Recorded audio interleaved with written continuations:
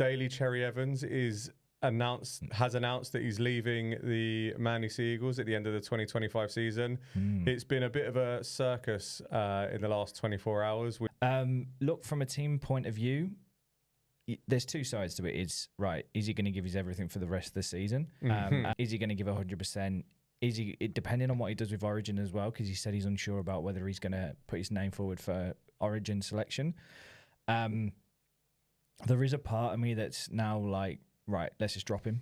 You've got to blood someone in, and you can't. If you start doing it now, we'll start doing it to the back end of the season. You start bringing in the likes of Joey Walsh, who's there, Oni Tony Large, I think as well, the young lad from the Tigers, who's touted to be an incredible halfback.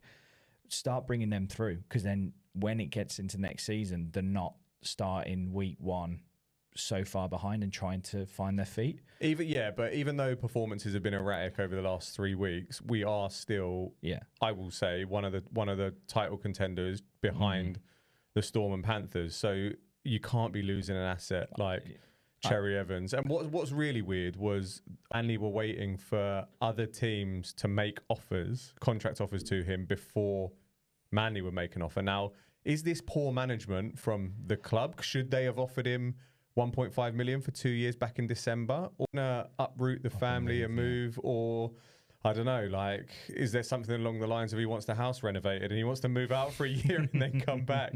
Something along those lines. So move up to Queens, then have a little swan song. Because one thing Tony Mashtoff said as well is that he's been promised a coaching role. So it just begs to think, like, is he coming back? Is he going to go and come back? Will he be received? For people who will boo him and stuff like that, I think it's a bit over the top. He's hoping that DCE doesn't tarnish his legacy at Manly by going and playing for the Roosters, which is a place where he's touted he could potentially go. It's interesting to see how this situation develops, because there is still an offer on the table for him.